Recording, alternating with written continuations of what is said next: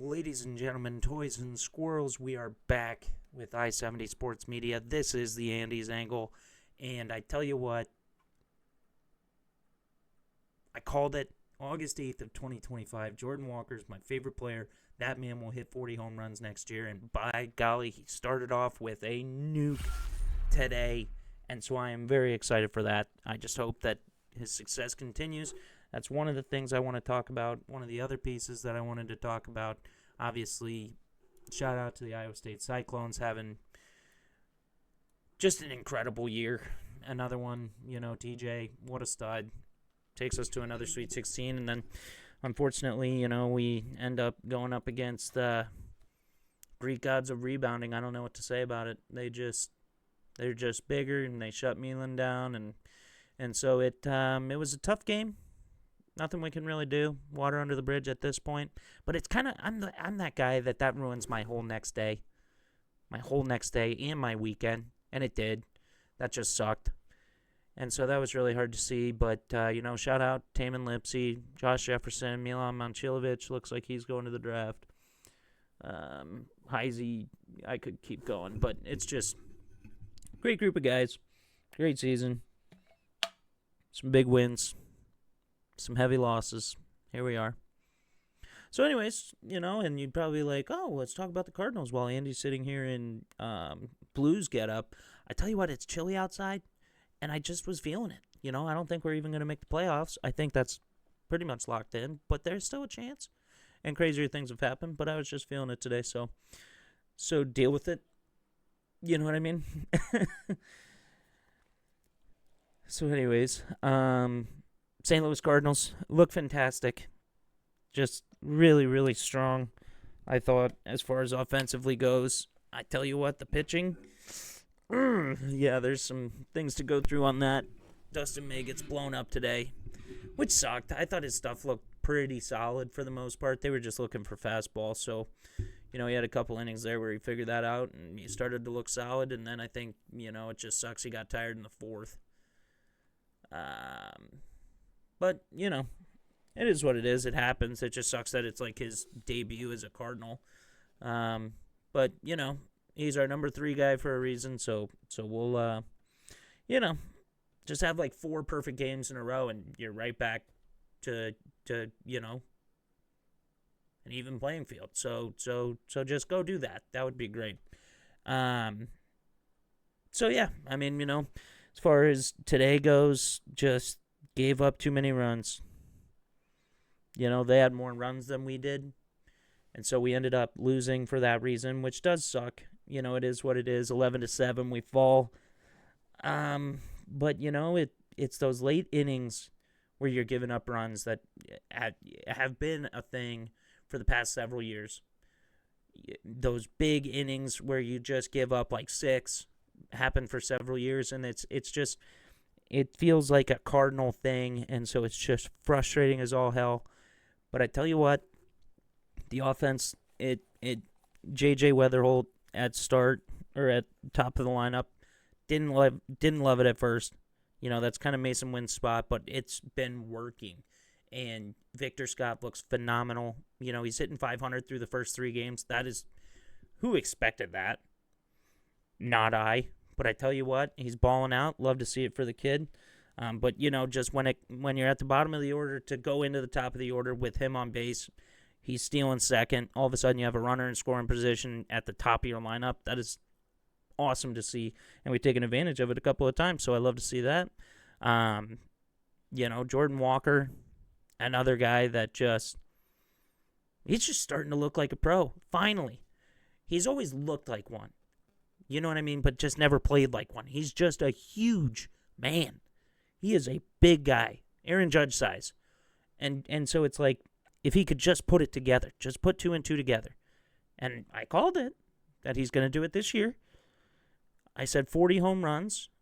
Shooting for the moon. Hope or shooting for the stars. Hoping you hit the moon. Okay? 25. 20. Let's do 40. I honestly, he's a huge guy that I think, obviously, he is just crushing the piss out of the ball. And so, if he can just get that launch angle and start taking advantage of that, I think he's going to be an absolute monster. I think he could honestly be that power that we've needed in the lineup. I was impressed with him not chasing. I think I saw a stat. It was like of 10 balls outside the zone, he only chased like one of them. And I'm like, that's exactly what we needed. That was just his kryptonite last year. He was just chasing fucking everything. And you're like, dude, just slow down, Like, listen to me. Like, you don't know what you're doing.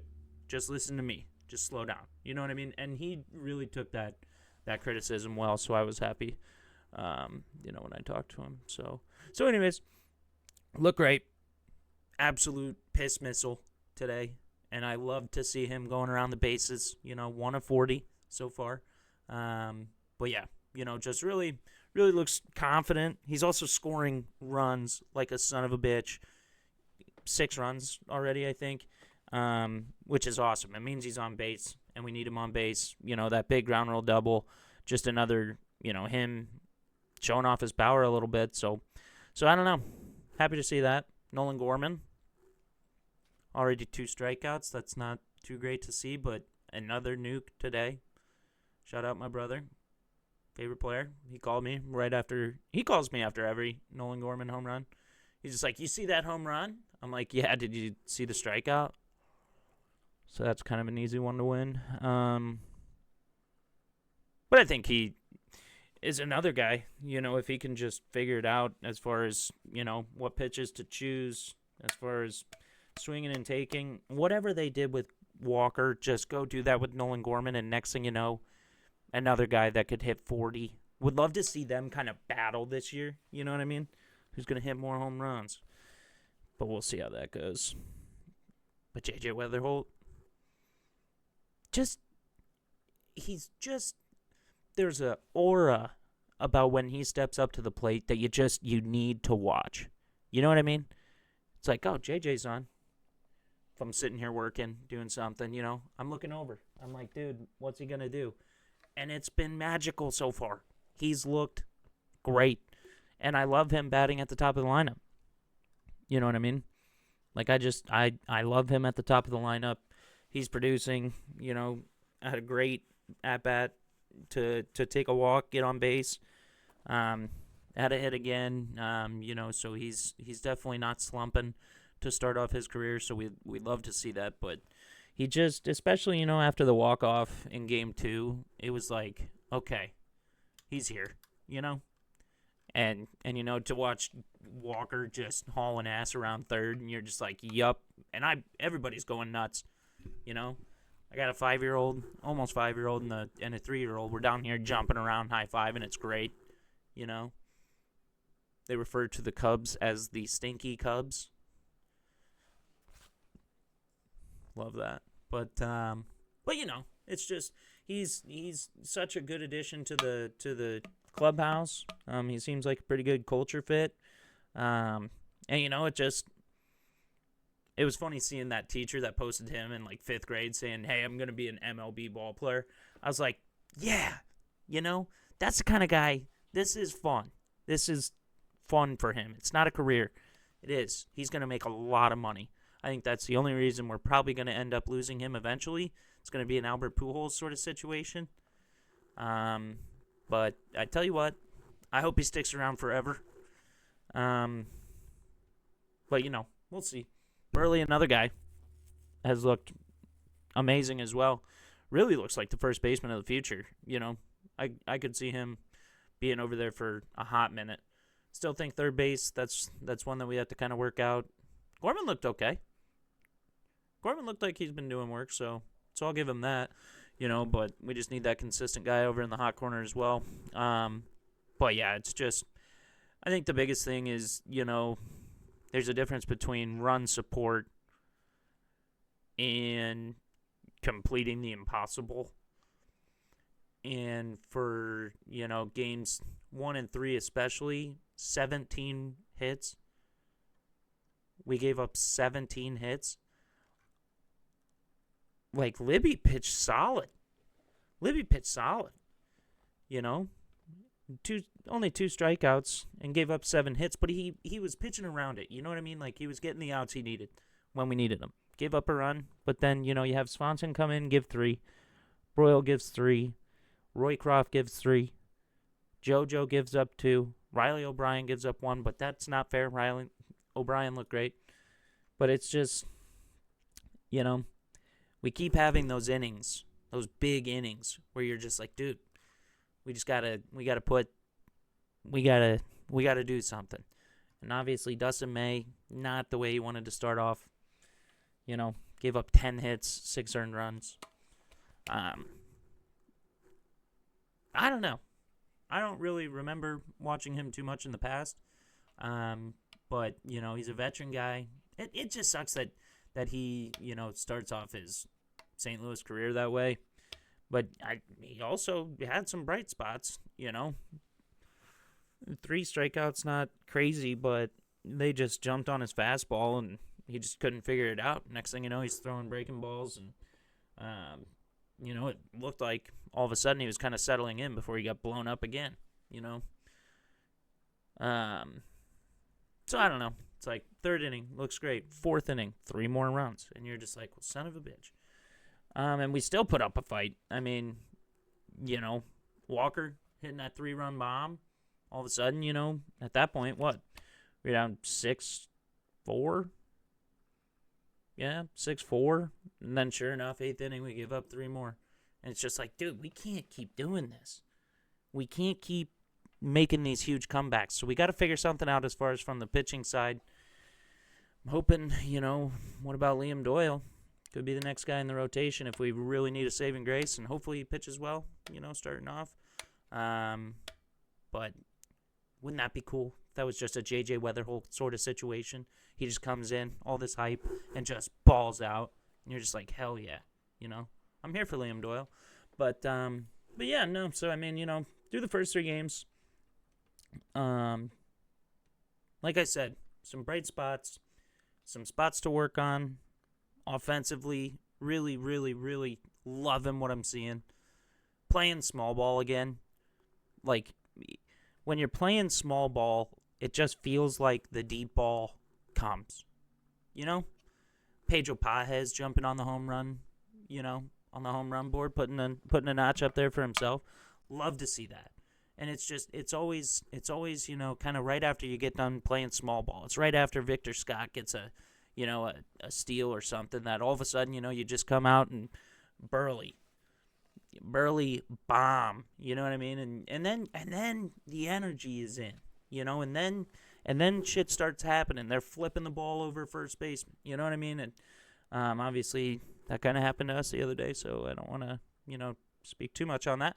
But that's what's been leading to us making it happen, Like in game 1, they had 17 hits. We had 14 hits. So it's not like all we were doing was, slapping dangers, which I'm here for. I want 40 of them from Jordan Walker alone. So if we could just figure that out, that would be huge. But yeah, I mean, it's it could be a fun year. And I'm excited to see if it could be, obviously last year you start off pretty hot at the beginning and then it just fell apart at the end. So, just trying to enjoy it. I think that was like the biggest thing, especially kind of being my first year on like Twitter. I've never been a big Twitter guy, but then, all of a sudden I just really started to follow the Cardinals a little bit closer. Been going to games, Peoria Chiefs games. I went and saw Josh Baez hit 2 dangers here against the Cedar Rapids Colonels, okay? And I was like, hell yeah. You don't realize sometimes, go look up where your local team is. You can see some studs locally. Like I remember Mike Trout. Mike Trout was in town. And it's like, now look, holy shit. I saw that guy like a lot in single A ball through 80-something games that he played for the Colonels. So that was cool. Same thing. Byron Buxton played here for a long time. I guess not a long time, but, it's guys like that all of a sudden, Tyler Funderburk, like literally my son's first birthday, went and saw him pitch 6 hitless, I think. And now, he's in the rotation for the Twins. So it's like, it's kind of neat when it comes to, kind of those lower level, the single A games and stuff like that. But yeah, so I mean, I don't know. Going forward, we got the Mets. Leahy on the bump tomorrow. Holmes for the Mets. Who knows? I loved Leahy last year. But, he wasn't in that same starting capacity. And so, it could be Miles Michaelis on the mound tomorrow. But no. We don't have to do that. I loved him in 2019, so it's always hard for me to trash on Miles Michaelis. But golly, dude, he just wasn't good anymore for us. So I hope nothing but positive things, in Washington. But yeah. So, anyways, 11:30 at night. That's kind of wild. I'm gonna go to bed. But I wanted to hop on here. Like I said, I was just grumpy. I was just upset. So I apologize taking a couple of days off. You just, sometimes you have to. Sometimes you just don't want to talk. It's not even like to people or be like social. Went to church today. You're happy, But then again, your Cyclones got shit on. And nobody gets that. And nobody has any sort of, of respect for that. And so it is what it is. My wife doesn't get it either. So how could I expect anyone else? She knows me better than anyone, and yet she still expects me to be in a decent mood after Iowa State gets out-rebounded by like 20, so that was cool. But anyways, we'll catch you again, hopefully tomorrow, and appreciate you tuning in. Andy Hansen, Andy's Angle, with I-70 Sports Media. Appreciate you all. Have a good one. Peace!